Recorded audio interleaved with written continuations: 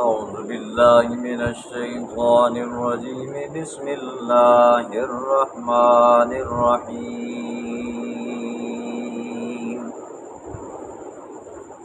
وما كنتم تستترون أن يشهد عليكم سمعكم ولا أبصاركم ولا جلودكم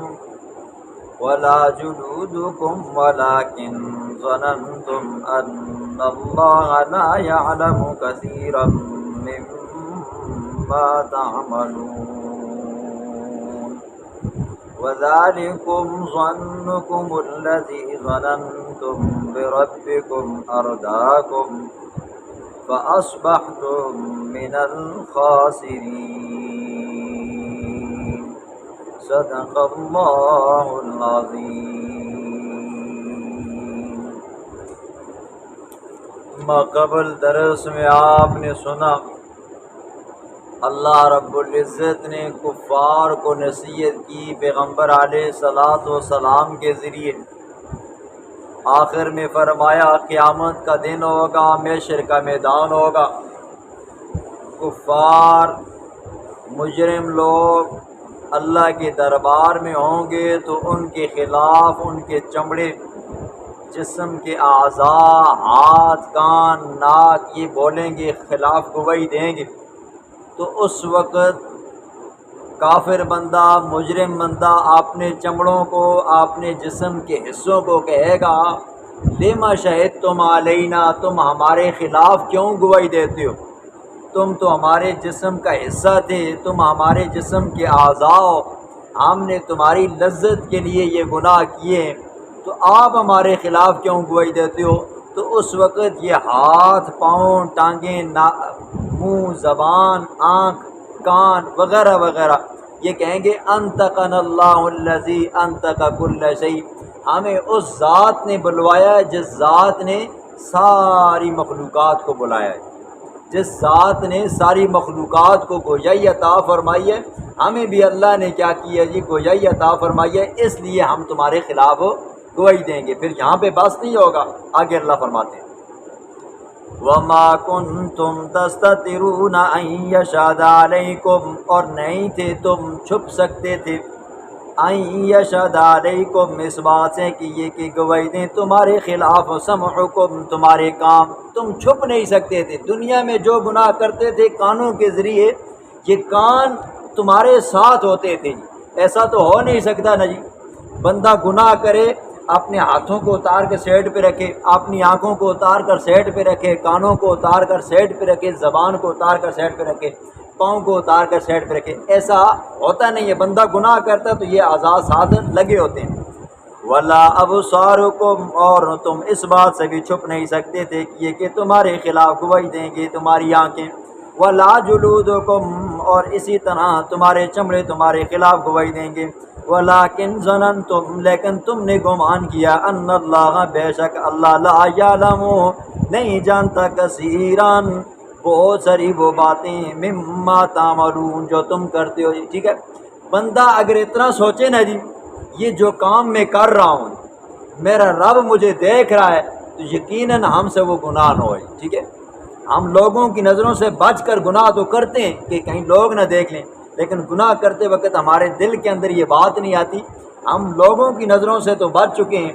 آیا اللہ کی نظر سے بھی بچ سکتے ہیں یہ نہیں ہے؟ جب بندہ سوچے نا جی اللہ تو ہر وقت ہر جگہ پہ حاضر ناظر ہے جی، موجود ہے،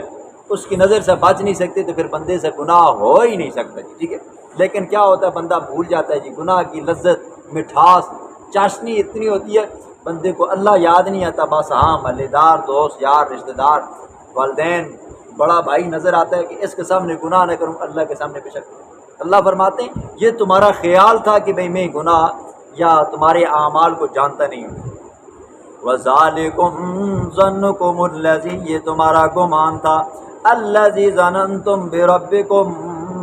جو گمان تم نے اپنے رب کے بارے میں رکھا تھا، ارداکم اس گمان نے، اس خیال نے تمہیں ہلاک کر دیا ہے۔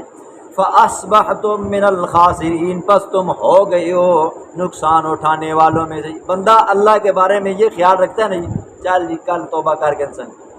پرسوں توبہ کر لیں گے جی، ترسوں توبہ کر لیں گے، ٹھیک ہے، ہاں ہمیں کوئی دوست یار نہیں دیکھ رہا، رشتہ دار نہیں دیکھ رہا جی، اللہ کی طرف خیال نہیں جاتا، اللہ فرماتے ہیں یہ والا خیال تمہیں تباہ و برباد کر کے رکھ دیتے ہیں۔ فَإِن يَصْبِرُوا پس اگر وہ صبر کریں دوزخ کے اوپر،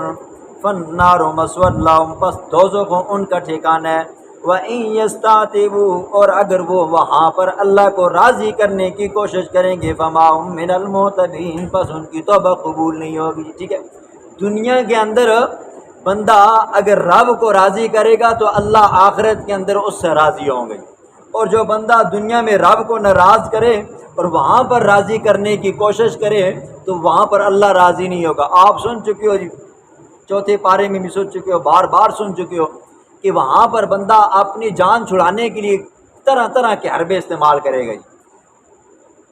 یہ کہے گا میری جگہ پہ میری ماں جل جائے، میرا باپ جل جائے جی، اللہ فرماتے ہیں وَلَا تَزِرُ وَازِرَةٌ وِزْرَ أُخْرَىٰ، ایک کو بوجھ دوسرے پر نہیں لادا جائے گا۔ بندہ خیال کرے گا کاش میرے پاس سونا ہوتا، اللہ فرماتے ہیں تمہارے پاس زمین جتنا سونا ہوتا، وَلَا وِفْتَدَا بھی، اللہ فرماتے ہیں فدیے میں دیتے، جان چھڑانے کے لیے سفارش کرواتے، فرمایا تمہارا وہ مال و من ناصرین، نہ تمہارا فدیہ کام آئے گا نہ تمہاری سفارش کام آئے گی، اور نہ تم وہاں پر اللہ کو راضی کر سکتے۔ وہاں پر تو سونا تو ہوگا نہیں، اللہ پھر بھی فرماتے ہیں اگر تمہارے پاس زمینوں آسمانوں کے بقدر بھی سونا ہوگا اللہ تم سے پھر بھی راضی نہیں ہوگا۔ وَقَيَّضْنَا لَهُمْ اور ہم نے مقرر کیا ہے ان کے لیے قرنا دوست، ٹھیک ہے جی، فَزَيَّنُوا پس انہوں نے مزین کیا جی، ٹھیک ہے، بڑے خوبصورت طریقے سے، لَهُم مَّا بَيْنَ أَيْدِيهِمْ بندوں کے وہ کام وہ اعمال جو انہوں نے آگے بھیجے، وَمَا خَلْفَهُمْ اور جو انہوں نے پیچھے چھوڑے، وَحَقَّ عَلَيْهِمُ الْقَوْلُ اور ثابت ہو چکی ہے ان کافروں کے اوپر القول بات عذاب کی، فی پچھلی امتوں کی طرح، قد خلت من قبلہم تحقیق جو گزر چکی ہیں، من قبلہم ان سے پہلے، چاہے وہ جنوں میں سے والانس اور انسانوں میں سے جی، ٹھیک ہے۔ حدیث میں آتا ہے نا جی، بندے کو اگر اچھا خیال آئے نا جی تو یہ انسان کے دل کے کونے کے اندر بیٹھا فرشتہ اس کو القاء کرتا ہے تو بندے کو اس کے اوپر الحمدللہ کہنی چاہیے، اور اگر بندے کو برا خیال آئے تو یہ شیطان کی طرف سے وسوسہ ہوتا ہے تو اس کے اوپر بندے کو استغفار اور لا حول ولا قوت الا باللہ بائیں طرف اس کو منہ کر کے تھوکنا چاہیے، تھوکنے کی شکل بنانی چاہیے، اور اس خیال وسوسے کو دل سے نکال لینا چاہیے۔ اور حدیث میں یہ بھی آتا ہے ان شیطان یجری من الانسان کمجری الدم، شیطان انسان کے اندر وہاں تک سرایت کرتا ہے جہاں تک بندے کا خون سرایت کرتا ہے۔ اب بالوں کی جڑوں سے لے کر پاؤں کے ناخنوں تک خون سرایت کرتا ہے تو شیطان بھی یہاں تک جاتا ہے جی، ٹھیک ہے۔ شیطان کوشش کرتا ہے کسی نہ کسی طرح یہ بندہ گمراہ ہو جائے، کسی نہ کسی طرح یہ بندہ راستے سے ہٹ جائے جی۔ اور ظاہر بات ہے جی جیسی محفل ہوگی ایسا بندے کے اوپر اثر ہوگا جی۔ بزرگ کہا کرتے تھے، حضرت شیخ سعدی رحمہ اللہ فرمایا کرتے تھے، صحبت سالے ترا سالے کنن تالے ترا تالے کنن، اچھی صحبت میں بیٹھو گے اچھا رنگ چڑھے گا، بری محفل میں بیٹھو گے تو برا رنگ چڑھے گا۔ اور یہ بھی ایک مشہور ہے جی کہاوت کہ بندہ عطار کے پاس بیٹھے نا جی،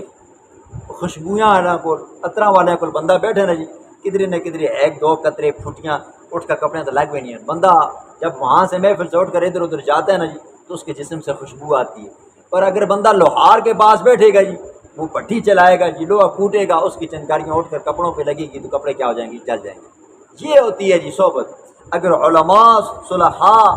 اللہ والوں کی محفل میں بیٹھو گے تو ان کا رنگ آپ پر چڑھے گا، تو علماء صلحاء والی باتیں آپ کریں گے۔ اور اگر آپ چرسی پنگی پوڈریوں کی محفل میں بیٹھیں گے تو آپ کے اوپر کیا کرے گا، وہ رنگ چڑھے گا۔ حضرت نوح علیہ السلام کا بیٹا ہی بروں کی صحبت میں بیٹھا، باپ نے تبلیغ کی 950 سال قوم کو تبلیغ کی، تو ظاہر بات ہے جب بچہ گھر کے اندر ہوگا تو اس کو کتنی تبلیغ کی ہوگی۔ نرمی سے بھی پیش آئے، گرمی سے بھی پیش آئے، لیکن بیٹا تھا جی بری محفل کا شکار ہوا تو اس میں چلا گیا۔ اور حدیث میں آتا ہے نا کسی بندے کے بارے میں آپ نے معلومات کرنی ہو، یہ بندہ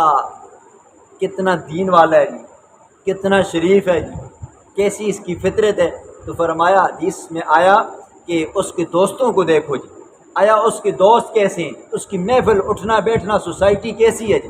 جن کے ساتھ وہ بیٹھتا ہے کھاتا ہے پیتا ہے، اگر وہ کیا ہیں جی دیندار ہیں دین والے ہیں جی، تو پھر وہ بندہ بھی کیا ہوگا جی دیندار ہوگا۔ اور اگر کیا ہے جی اس کے دوست یار تلنگے لفنگے ہیں نا جی، تو یہ بھی کیا ہوگا جی تلنگا لفنگا ہوگا۔ ٹھیک ہے، پوچھنے تاشنی اس سے پوچھنے کی ضرورت ہی نہیں ہے، بس اس کے دوستوں کو دیکھو۔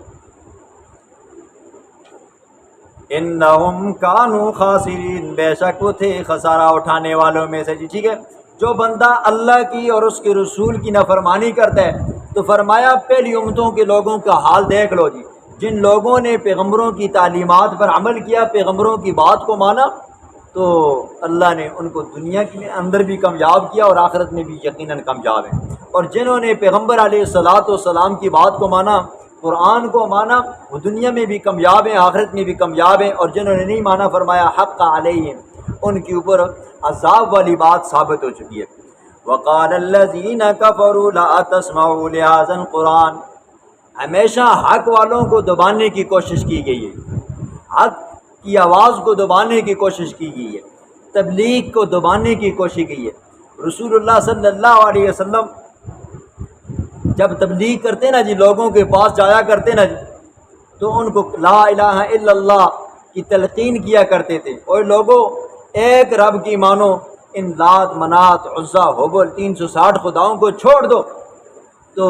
کہا کرتے لا تسمعوا لهذا القرآن، اس قرآن کی بات کو مت سنو،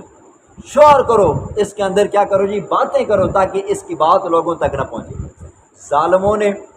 حضور صلی اللہ علیہ وسلم کی واعظ و نصیحت کے اندر، دعوت و تبلیغ کے اندر انہوں نے کوئی کسر نہ چھوڑی تھی۔ یہاں تک آتا ہے پیغمبر علیہ الصلاۃ والسلام حج کے موقع کے اندر